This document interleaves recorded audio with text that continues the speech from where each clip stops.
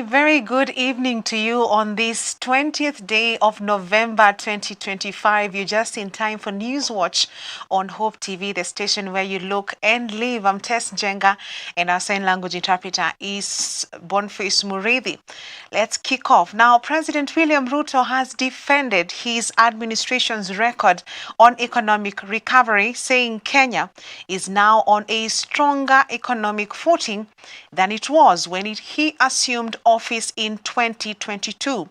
In his address to the nation at Parliament today, Ruto outlined a series of measures his government has implemented to stabilize and transform the economy. He noted that when he took office, key economic indicators pointed to a country on the brink of collapse.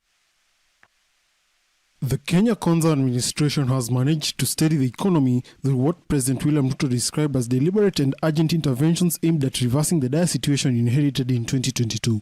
The shilling was in free fall. Foreign reserves had hit historic lows. Debt service consumed more than half of our revenues. Confidence, both local and foreign, had waned. International analysts warned that it was no longer a question of if, but when Kenya would default.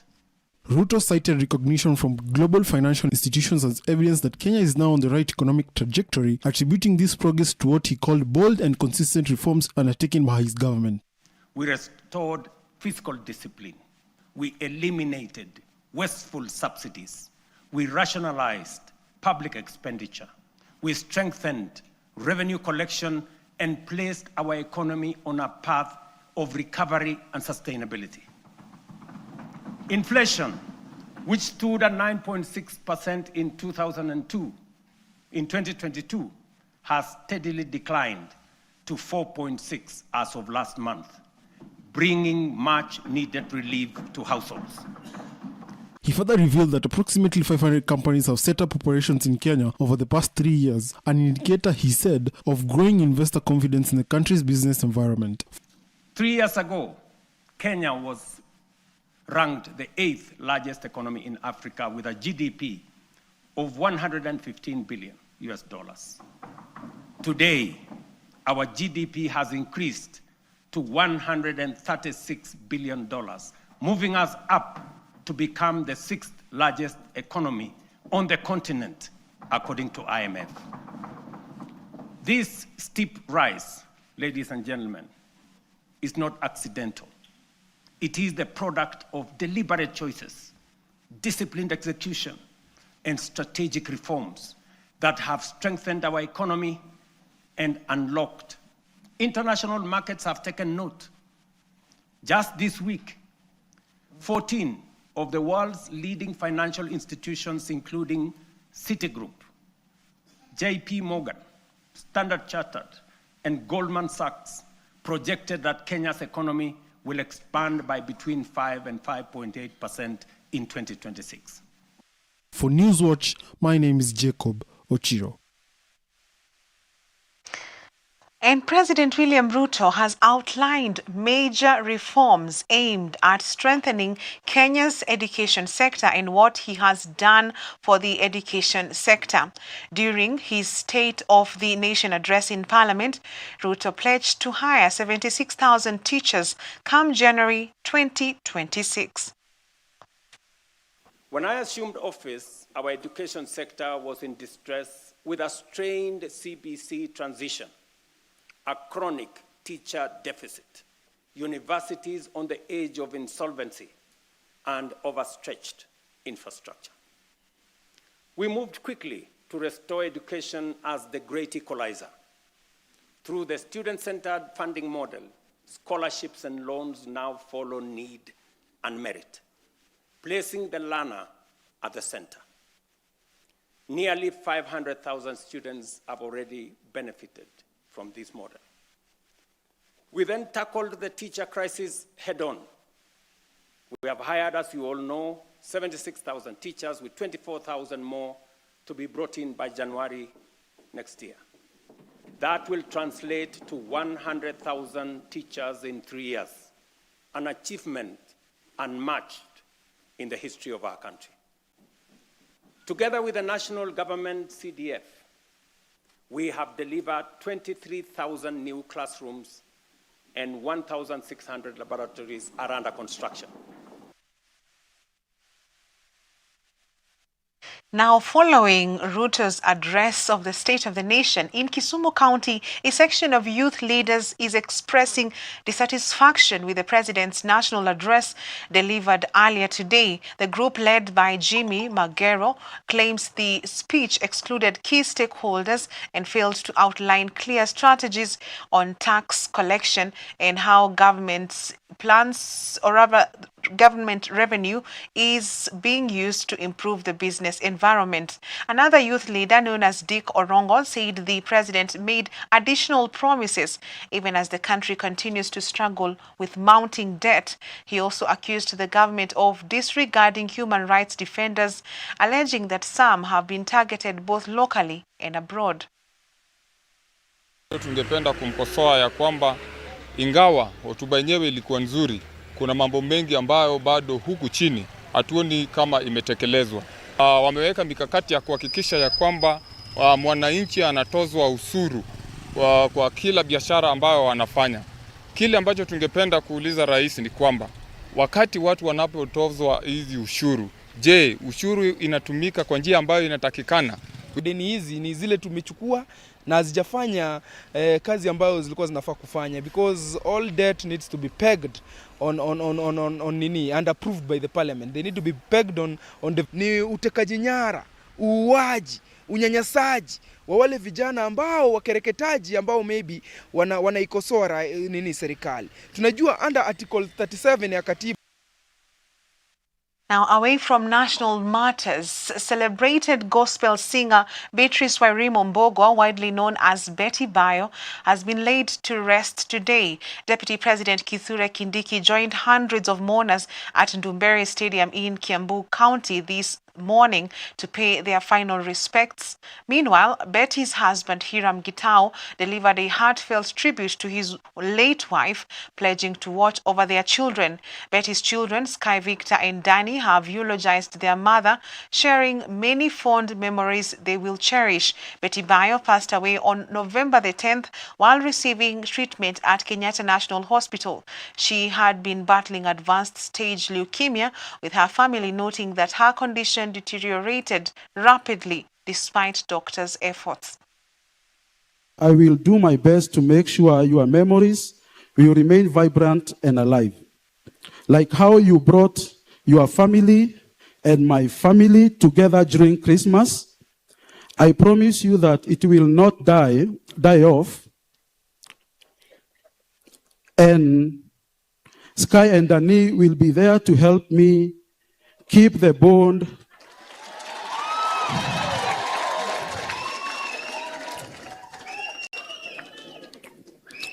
Sky and Danny will be there to help me keep the bond of their uncles and aunties from both our families. I loved the way you called my name, how you made me laugh, and how your hugs made everything feel right again. I will never forget our adventures, especially Dubai. The roar of the Ferrari racetrack. With you, life deeply and joyfully. You filled our days with courage and curiosity. But more than memories, you give us values. You gave us a strong spirit, a tender heart that keeps us anchored. Those gifts will always stay with me for. I remember the words I told her like it was yesterday. I told her that when we saw her in AAR, she came out with on a hospital bed, like tubes all around her mouth and nose. And I only saw her for like 2 minutes because like there were so many people there. But then I forced myself into the ambulance to like talk to her alone. I told her that we miss her and we love her, and it's so sad to come back home to not see your mom there anymore because she's sick in the hospital. I used to come to school telling myself when I come back home, I'll see mom. She used to have a favorite like spot where she would sit down. So I would always imagine come back home and see her there. But I never saw her. You had your story and I had mine. I'm truly sorry that my brand, my name, and my drama put you through difficult moments.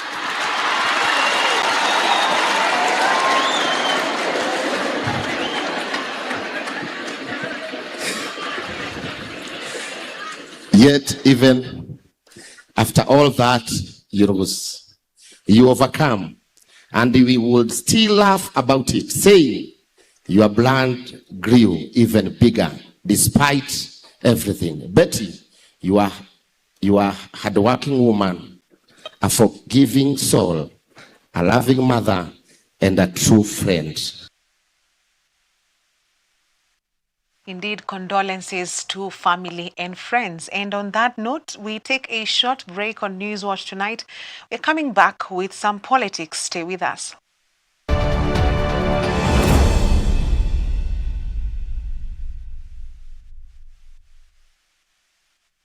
Get ready for an unforgettable worship experience.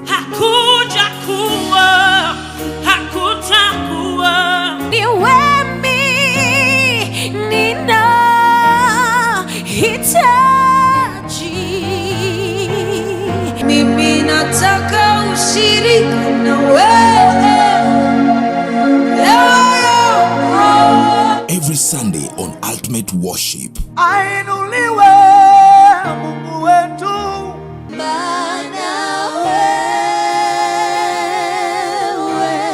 Where we bring you live music, powerful praise, and anointed gospel ministers and bands.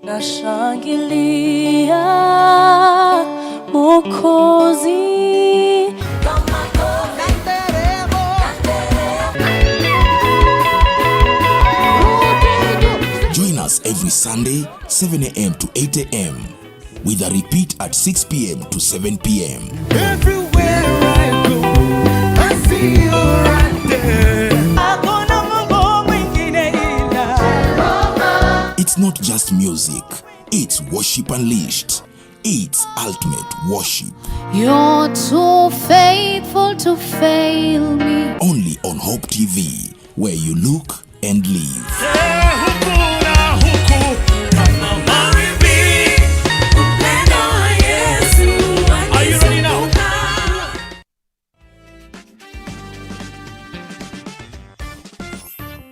The attitude. Yeah. Because if you as a man, you're insecure. If you start becoming insecure, if you as a man start feeling threatened, you enter into competition with your wife. That's the danger. It's going to go south very fast. The moment you start seeing your partner as a competitor, it changes your relationship. Because now she's no longer a collaborator.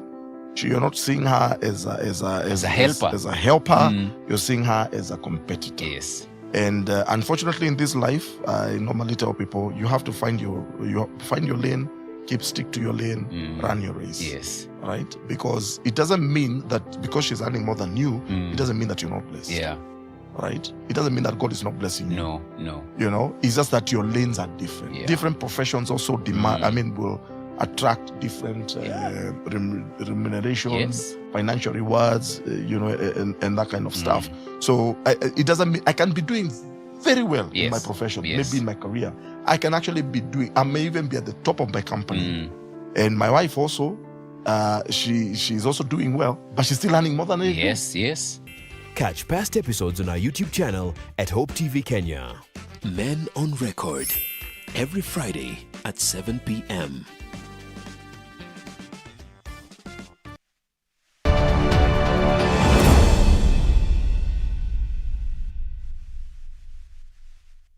Welcome back. Now, political temperatures in the country continue to rise as the contest for supremacy in the Mount Kenya region intensify, this time pitting Deputy President Kithure Kindiki against his predecessor, Rigathi Gachagua. Kindiki is now accusing Gachagua, who also leads the DCP party, of disrespecting Mount Kenya leaders and lacking a clear development agenda for the region. Ni fire si fire. Ni noma si noma. Ni mbwekse si mbwekse. Ni leo si leo. Ni leo si leo. Mudhende ni leo si leo. Hey! Na hii kazi ingine alishindwa kufanya. Hati ho, kama sio mimi, Ruto angechaguliwa. Wewe tumekupatia kiti ya naibu wa rais last minute. Wakati William Ruto alikuwa amefanya campaign, akafanya urafiki huko Mount Kenya. Watu wa Mount Kenya wakaamua wamchague kama rais. Lakini tukamwambia mmoja wetu sehemu hii akuwe running mate. Hatukusema Rigathi akuwe running mate. Wewe chama chetu cha UDA kiliketi kukataa. The party rejected you. Ukaleta maandamano pale Madhira, ukasema no Rigathi no Ruto. Uliingia katika kiti kupitia maandamano na fujo. Na hiyo fujo ndio imekutoa kwa kiti. Uende ukiendanga na uachane na mimi. Mimi sio rika yako. Mimi sio rika yako. Mimi nimekuwa senator, nimekuwa majority leader, nimekuwa waziri, nimekuwa deputy speaker. Sasa ni deputy president. Wewe ni nani? Wewe mtu ya mitego. Mimi na unasunguka hapa ukiniita sijui soprano, sijui kasongo, sijui soprano. Ukitaka nitakuvua nguo. I'm telling you. Waendelea na hiyo kierere. Mimi nitakuvua nguo. Kuna mzungu alikuja hapa anaitwa Ocampo. Akashika Uhuru Kenyatta, akashika William Ruto akampeleka Hague. Alikuwa na kimbelembele kama hiyo yako. Nitakunyoa na mwosho mmoja. Nitakuosha na mwosho mmoja. Ni fire si fire. Ni noma si noma. Aende asiende. Aende asiende. Mimi nasikia anakuja hapa saa 8. Kuja uombe kula ya Karishi bwana, wachana na mimi. Wachana na mimi my friend. Hapa ni nyumbani. Na wewe ni mtu mdogo kwa siasa. You are a small timer. Huyo ndugu yangu asikuja kunitusi hapa. Hapa ni nyumbani. Aombe tu kura ya Karishi. Pole pole tu abebeleze watu mambo ya Karishi. Awachane na mimi. I'm not his age mate. Yeye ndiye one term. Now, still on politics, as the Malava by-election campaigns enter the final stretch, UDA candidate David Ndakwa has received a major boost after being endorsed by former Kakamega governor and current cabinet secretary for MSMEs, that is Wycliffe Oparanya. Ndakwa, who campaigned across South Kabras and Butali Chegulo wards alongside Farouk Kibet and Likuyani Member of Parliament Innocent Mugabe, reaffirmed his commitment to championing a strong development agenda for the residents if elected next Thursday. Meanwhile, a section of broad-based leaders in Kakamega have publicly declared their support for the government-backed candidate, arguing that aligning with the government is the surest way for Malava to secure the much-needed development projects. Mimi mwenye niko hapa natafuta kazi. Mimi mwenye niko hapa, wewe ni tajiri yangu. Niko mbele yako, niko kwa interview. Kunyenyekea kwangu nikiwa mbele yako nikiomba kura. Nikijua kwamba wewe ndio utaniandika kazi. Wewe ndio bosi wangu. Itafanya unipatie kura. Na pia kuna maoni yenye nitatoa mbele yako. Kama hiyo maoni itaambatana na yako, kwamba wakati utaniandika kazi, mimi na wewe tukishirikiana, maisha yetu itakuwa mzuri na watu wa Malava, itafanya unipatie kura. Ndio maana nasema ni siasa, lakini ukitoka hapa uwe umesoma kitu moja. Malava inataka experience, haitaki experiment. Mimi nimekuwa MCA. Saina kuomba unipatie promotion. Kasi MCA najua. Na nikisonga juu ukinipa promotion, ndashirikiana na MCA wako tufanye kazi. Manda Shivanga? Nani? Chimunche? Nani? Butali Chekulo? Nani? Kabras East? Nani? Kabras South? Nani? Kabras West? Nani? Chiruku Mkai? Nani? Wangapi Butali Chekulo? Nani? Wangapi wanasema Ndakwa bunge asubuhi? Away from politics to matters education, Kuppet officials in Kisii County are urging the national government to immediately confirm junior school intern teachers on permanent and pensionable terms before the year ends. Speaking in Kisii, Executive Secretary Joseph Abincha called out the Treasury and the Education Ministry of issuing conflicting statements about the teachers' future. He emphasized that the interns were hired to fill critical STEM shortages in junior schools and are essential to maintaining uninterrupted learning. Abincha warned that failing to confirm the teachers could disrupt the transition of learners into senior school and trigger instability across the country. We have gathered here as a team representing Kuppet Kisii with our colleagues from junior school who are serving as interns in this country and this county. We're also saddened because we have had a number of times a government contradicting itself in various ministries. We have conflicting information from Treasury and CS Education. We want to tell this government from Kisii County where we stand from that come next year, if we are not going to confirm these junior school teachers, which is a cohort that was brought by design, because this is a cohort that was brought to teach STEM, Kuppet power. They were brought to fill the gap because the STEM teachers for sciences were not employed in junior school. This is a group that if they not attend to their learners in class, there will be no learning in those institutions. We don't want to take the government that direction, that you are forcing us to take you to that direction. We met in Nairobi during the National Governing Council, our National Executive Board, and all the secretaries and the women nominees, and we agreed in one accord that this government moves a lot of speed as from next month to start issuing letters of permanent and pensionable immediately. CITAM Naivasha has stepped in to support families affected by the Kihoto floods, donating clothes, shoes and dry food to the Church of the River Rescue Center. Senior Pastor Reverend Erastus Oyando says that the CITAM Naivasha church members mobilized and donated the items through the Social Action and Advocacy Ministry to help dozens of displaced residents as recovery efforts continue. When we heard about the Kihoto floods, Kihoto is within Naivasha town.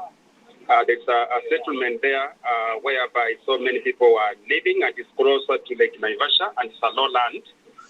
In this case, the floods reached so many houses in that settlement, affecting so many churches, and many people were displaced. They were being fetched out of that place to other places for rescue.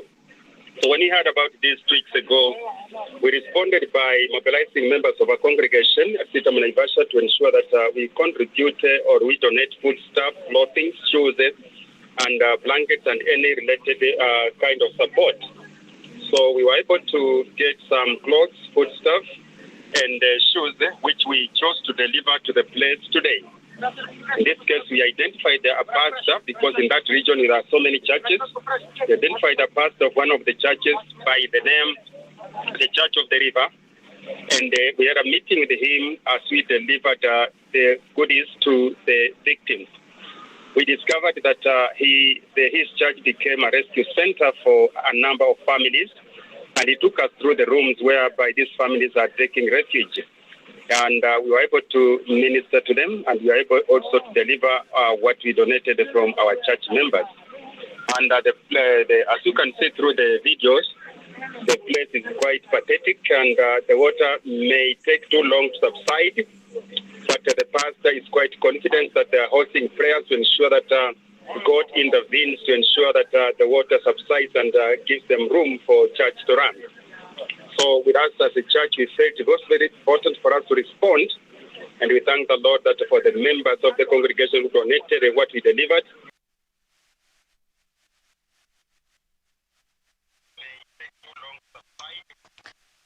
Now, long-distance truck drivers using the Kisumu-Busia Highway and the Eldoret-Malaba routes are raising concern over rising insecurity along the two corridors.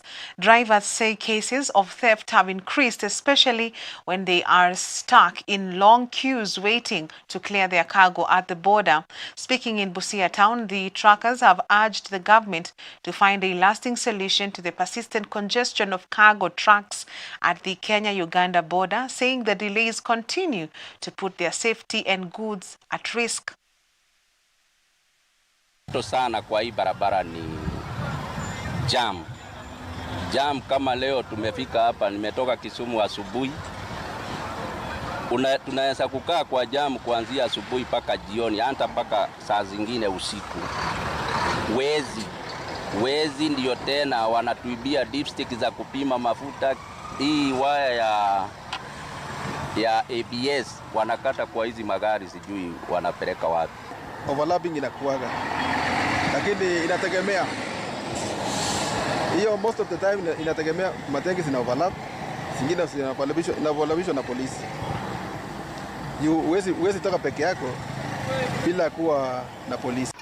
Sasa hivi imerahisishwa kwa sababu ziko sehemu mbili, wa kutoka Busia watapita sehemu moja na wa kutoka pande ya Nairobi watapita sehemu nyingine. So imerahisisha na iko sawa kwa saizi. Hatuwezi complain. Ukikuja weighbridge ukipata kama gari yako iko sawa, balancing ya mzigo, huwezi ingia. Ukinini unapita na sensor. Lakini kama kuna nini, unaingizwa ndani, unapaka mzigo, unaendelea na safari. Na corruption pale sijaiona.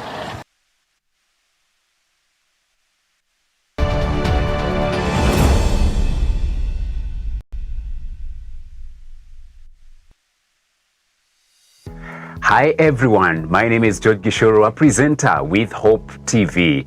Thank you so very much for continuing to support us by watching all our programs. Now, we would love to serve you even better. Now, we want to know where you are watching us from and the strength of the signal. You can scan the QR code and ensure that you answer all the questions in ensuring that you are getting us loud and clear with crystal pictures. So, go ahead and fill in the QR code so that we can serve you better right here at Hope TV, where you look and live.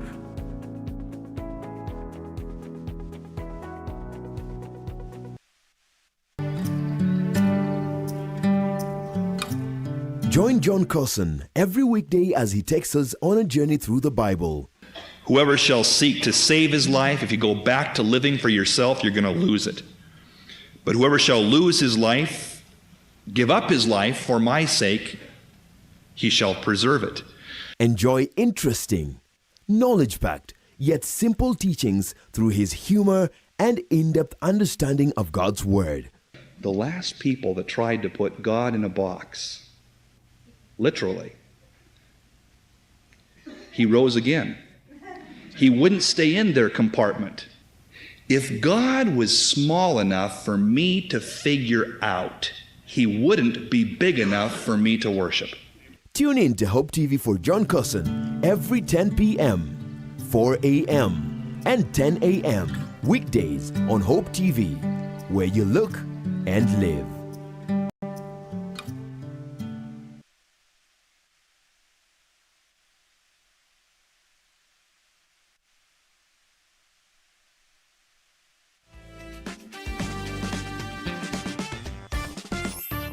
Once you set the goal will guide you even on the which vehicle to use, whether are you meeting the threshold that is required or not. So the goal becomes the first thing.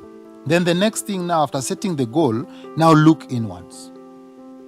Like the traditional African kitchen, 3 stones, Yes. cooking your investments in a pot. You now need to balance this goal in those 3 stones. That it doesn't fall. Yes, and one of those stones there is objective.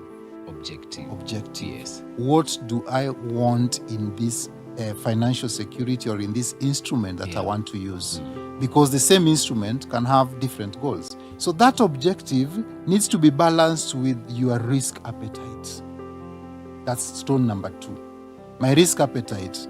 are there things that I can withstand? Yeah. To know that, by the way, my risk withstand appetite this. may be based on the information I've had or experiences or exposure. Yeah. There are certain things that I can withstand. And then the third one is horizon. Horizon. So how much time do you have in Yeah. that space? That is horizon. What can you withstand becomes your risk appetite. Yeah. Objective becomes what do you want from that thing. Exactly. Yeah. Catch past episodes on our YouTube channel at Hope TV Kenya. Men on Record, every Friday at 7 p.m.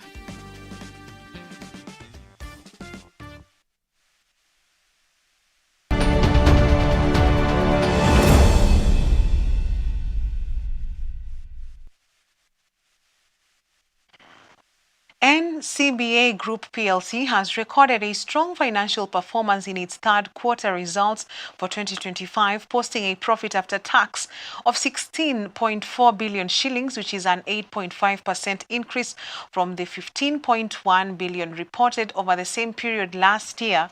Key highlights from the lender's results show profit before tax rising to 20.5 billion shillings, representing an 11% jump year-on-year. Group Managing Director John Gashora said the results reflect strong profitability, improved asset quality and solid performance across subsidiaries, noting that NCBA remains focused on enhancing customer experience in a stable operating environment.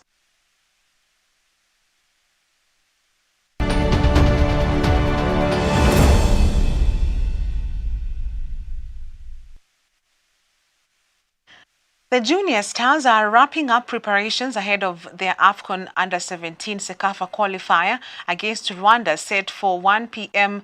at the Abebe Bikila Stadium. Head coach William Muloya and forward Mohamed Yusuf have said that the team is playing to win despite their opponent's might and previous disappointing game against Somalia. We have to, as a team, try to play with a purpose, and it starts with we cannot make it hard for us to play. They have to trust themselves, or we as the coaches, we have to let the boys trust that we can play to win, not just try to force a win. We have to improve on keeping possession, which is a key thing. Looking at our size, we are not physically as strong as most of those teams. They are emerging to be too physically strong for us.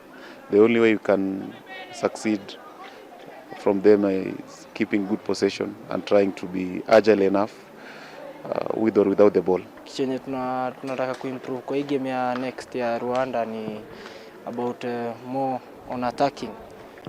Tunafaa kufunga goals mingi kushinda kulingana na ile game ya Somalia last time. Haikuwa poa, but this time round na feel tunaweza score mabao na to defend poa. Hii game haitakuwa rahisi, lakini tunaenda kupeana yetu yote. Tunaenda ku give our best. And with that, it is a wrap on Newswatch tonight. On behalf of the whole team that has made this bulletin a success, thank you for watching. I'm Tess Njenga, and our sign language interpreter is Boniface Mureithi. God willing, see you tomorrow night, 9 p.m., even as we take a look at our segment, Today's Conundrum. Have a good night.